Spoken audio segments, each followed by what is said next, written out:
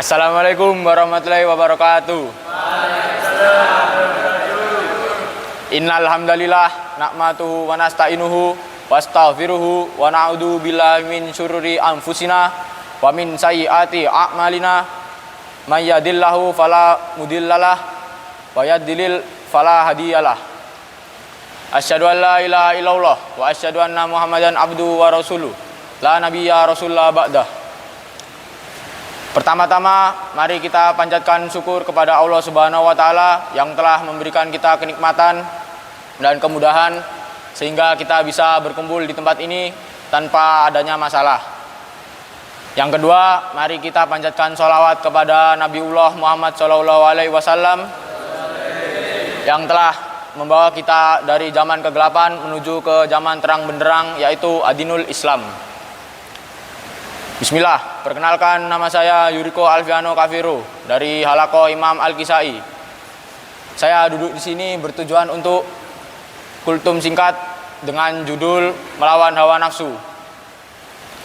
Saat pertama kali Allah Subhanahu wa taala menciptakan makhluk, terdapat dua makhluk berbeda, yaitu setan dan malaikat. Setan sendiri diciptakan dari hawa nafsu sehingga setan hanya mengikuti hawa nafsunya untuk melakukan suatu hal. Yang kedua yaitu malaikat. Malaikat sendiri diciptakan dari iman sehingga hanya mengikuti apa yang telah Allah perintah untuk melakukan suatu hal.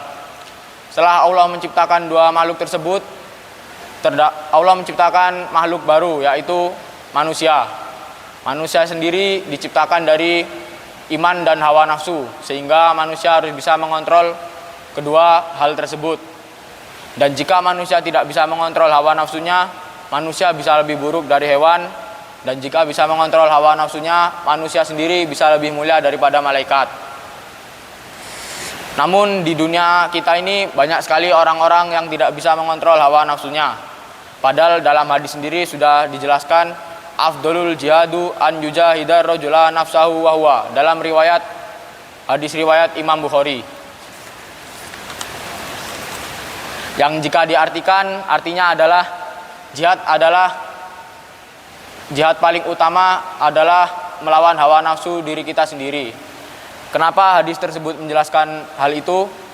Karena di dunia kita ini sudah banyak sekali orang-orang hebat yang hidupnya hancur dalam sekejap hanya karena mengikuti hawa nafsu sesaat. Namun di zaman kita ini banyak sekali orang-orang yang tidak bisa mengontrol hawa nafsunya, terutama anak muda di zaman sekarang. Contohnya saja, anak muda di zaman sekarang sudah mulai mencoba-coba meminum minuman keras untuk mabok-mabokan, lalu mencoba narkoba, mencoba merokok, dan juga mencoba untuk pacaran dengan lawan jenis. Setelah itu adalah hal-hal yang biasa dilakukan oleh orang-orang yang tidak bisa mengontrol hawa nafsunya. Dan dampak dari hawa nafsu sendiri pasti buruk. Contohnya saja, ketika kita merokok, itu akan merusak organ dalam kita secara perlahan.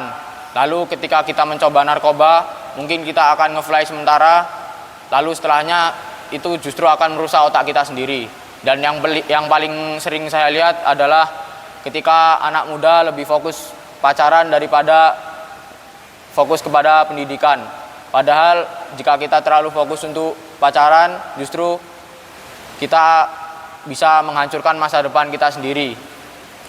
Dan setelah dampak buruk yang kita dapatkan setelah mengikuti hawa nafsu sendiri, kita juga akan mendapatkan dosa dari Allah Subhanahu wa taala, karena hawa nafsu sendiri pasti merujuk kepada hal-hal buruk yang telah dilarang oleh Allah Subhanahu wa taala. Jadi kita harus bisa menjaga diri kita dari hawa nafsu. Kesimpulannya adalah kita harus bisa menjaga diri kita dari hawa nafsu dan hal-hal yang buruk agar kita bisa menjadi hamba yang baik untuk Allah Subhanahu wa taala. Mungkin itu saja kultum saya hari ini. Mohon maaf jika ada salah kata atau perilaku. Wassalamualaikum warahmatullahi wabarakatuh.